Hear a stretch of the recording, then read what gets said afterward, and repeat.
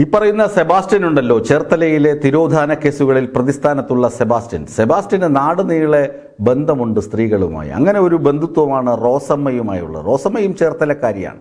റോസമ്മയുടെ കോഴി ഫാമിലും വീട്ടുവളപ്പിലും ഒക്കെ കഴിഞ്ഞ ദിവസം സംസ്ഥാന ക്രൈംബ്രാഞ്ച് പരിശോധന നടത്തിയിരുന്നു. ഒരു തുമ്പും കിട്ടിയില്ല. വേണമെങ്കിൽ കോഴി ഫാം പൊളിച്ചു പരിശോധിക്കുമെന്ന് വരെ പോലീസ് പറഞ്ഞിട്ടുണ്ട്. റോസമ്മ സെബാസ്റ്റ്യന്റെ മനസാക്ഷി സൂക്ഷിപ്പുകാരി എന്നാണ് പോലീസ് കരുതുന്നത്, അത് അന്വേഷണ സംഘം കരുതുന്നത്. റോസമ്മയ്ക്ക് കുറേയധികം കാര്യങ്ങൾ അറിയാം. അത് റിട്ടയർഡ് അധ്യാപിക എലിസബത്ത് മുമ്പ് സൂചിപ്പിച്ചിരുന്നു. റോസമ്മയുടെ വീട്ടിലെ പതിവ് സന്ദർശകനാണ് സെബാസ്റ്റ്യൻ.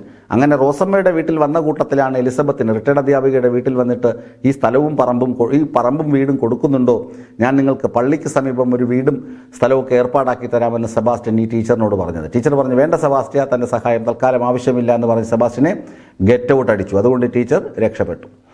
ഇനി എന്താണ് ഈ സെബാസ്റ്റ്യൻ നല്ലവനാണ് എന്ന സർട്ടിഫിക്കറ്റാണ് ചില ആളുകൾ നൽകുന്നത്.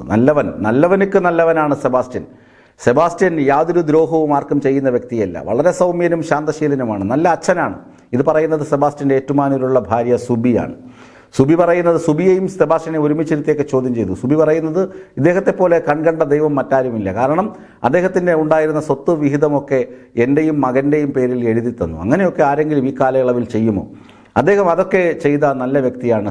പണത്തിനോട് അത്യാർത്തിയില്ലാത്ത വളരെ സൗമ്യനായ ഒരു വ്യക്തിയാണ് എന്നാണ് സുബി കൊടുക്കുന്നത്. അപ്പോൾ സെബാസ്റ്റ്യൻ നല്ലവനാണോ എന്ന് ചോദിച്ചാൽ ചിലർക്ക് നല്ലവനാണ്, റോസമ്മയ്ക്ക് നല്ലവനാണ്, സുബിക്ക് നല്ലവനാണ്. എന്നാൽ ഐഷയ്ക്ക് നല്ലവനായിരുന്നു. അതുപോലെ തന്നെ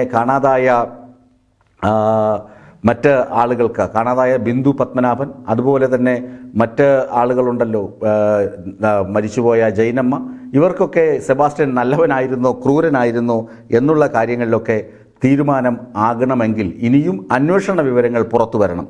ഏതായാലും സെബാസ്റ്റ്യന്റെ ഇടപെടലുകൾ, സെബാസ്റ്റ്യൻ എന്തൊക്കെയാണ് ചെയ്തത്, കഴിഞ്ഞ ദിവസത്തെ പരിശോധനയിൽ എന്തൊക്കെയാണ് ലഭിച്ചത്, ഇതിനിടയിൽ തന്നെ ചില അയൽവാസികൾ രംഗത്തെത്തി. സെബാസ്റ്റ്യൻ 17-ാം വയസ്സിൽ, അതായത് പ്രായപൂർത്തിയാകുന്നതിന് മുമ്പ്, വർഷങ്ങൾക്ക് മുമ്പ്, സ്വത്ത് തർക്കവുമായി ബന്ധപ്പെട്ട സ്വന്തം പിതാവിൻ്റെ 3 ബന്ധുക്കളെ വിഷം കൊടുത്ത്, ഭക്ഷണത്തിൽ വിഷം കലർത്തി കൊല്ലാൻ ശ്രമിച്ചിട്ടുണ്ട് എന്നാണ് അയൽക്കാർ വെളിപ്പെടുത്തുന്നത്. അപ്പോൾ 17-ാം വയസ്സ് മുതൽ തന്നെ സ്വത്തിനോടുള്ള അത്യാർത്തി, ഭൂമിയോടും വീടിനോടുമുള്ള അത്യാർത്തി സെബാസ്റ്റ്യൻ തുടങ്ങിയിരുന്നു. അതാർക്കും വിട്ടുകൊടുക്കില്ല എന്ന അത്യാർത്തി തുടങ്ങിയിരുന്നു. 10ാം ക്ലാസ് വരെ മാത്രം പഠിച്ചിരുന്ന സെബാസ്റ്റ്യൻ ടാക്സി ഡ്രൈവറായി കുറേ ദിവസം പോയി. പിന്നീട് സ്വകാര്യ ബസ്സിലെ ക്ലീനറായി കൂടി. അങ്ങനെയൊക്കെ വാഹനവുമായി എടുത്തപ്പോൾ വാഹനം ഇടനിലക്കാരനിൽ നിന്ന് മറിച്ചു വിൽക്കുക, അങ്ങനെ വസ്തു വിൽക്കുക തുടങ്ങിയ കാര്യങ്ങളിൽ വ്യാപൃതരായി. ഇതിനകത്ത് അഗ്രഗണ്യനായി. ഇപ്പോൾ 68 വയസ്സുണ്ട്, അഗ്രഗണ്യനായി, റിയൽ എസ്റ്റേറ്റ് രംഗത്ത് അഗ്രഗണ്യനായി. അപ്പോൾ സെബാസ്റ്റ്യൻ 17-ാം വയസ്സിൽ ക്രിമിനൽ ബുദ്ധി ഉണ്ടായിരുന്നുവെങ്കിൽ ബിന്ദു പത്മനാഭനും ഐഷയും അതുപോലെ ജൈനമ്മയും ഒക്കെ ഇയാളുടെ ഇരകളായിട്ടുണ്ടെങ്കിൽ ഒരു സംശയവുമില്ല, ഇവരൊക്കെ കൃത്യമായി സെബാസ്റ്റ്യൻ എത്തേണ്ടടുത്ത് എത്തിച്ചിട്ടുണ്ടാകണം.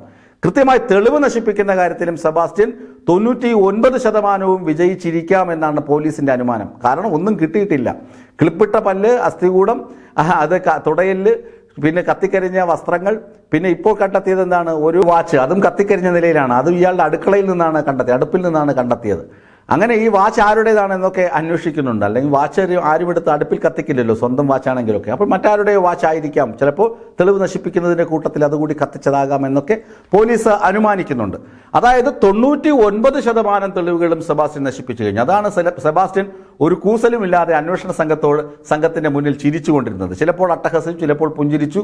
പിന്നെ ഈ സംഭവം കാണാനെത്തിയ നേതാക്കളോടൊക്കെ കുശലാന്വേഷണം നടത്തി.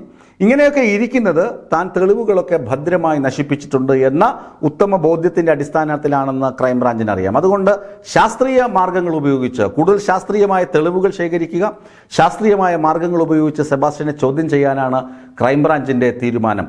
ഒന്നാമത് പോലീസിന്റെ കയ്യിലുള്ള ശാസ്ത്രീയ തെളിവ് എന്ന് പറഞ്ഞാൽ CCTV ദൃശ്യമാണ്. ഇരിങ്ങാലക്കുടയിൽ ഇയാൾ ജൈനമ്മയുടെ മൊബൈൽ ഫോൺ റീചാർജ് ചെയ്യുന്നതിന്റെ ദൃശ്യങ്ങളുണ്ട്.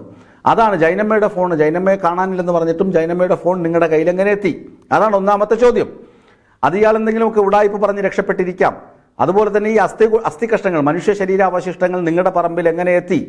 ഇത്തരം ചോദ്യങ്ങൾക്ക് സെബാസ്റ്റ്യൻ പറയുന്നത് അറിയില്ല എന്ന് പറഞ്ഞ് ഉഴപ്പുകയാണ്, അന്വേഷണവുമായി സഹകരിക്കുന്നില്ല. ഇത് വല്ലാതെ കുഴപ്പിക്കുന്നുണ്ട്. ഏതായാലും സെബാസ്റ്റ്യൻ ചിലർക്ക് നല്ലവനാണ്, ചിലർക്ക് അയാൾ വളരെ മോശപ്പെട്ടവനും. അയാളെ വീണ്ടും കസ്റ്റഡിയിൽ വാങ്ങും, വീണ്ടും ചോദ്യം ചെയ്യൽ തുടരും എന്നൊക്കെയാണ് ക്രൈംബ്രാഞ്ച് പറയുന്നത്.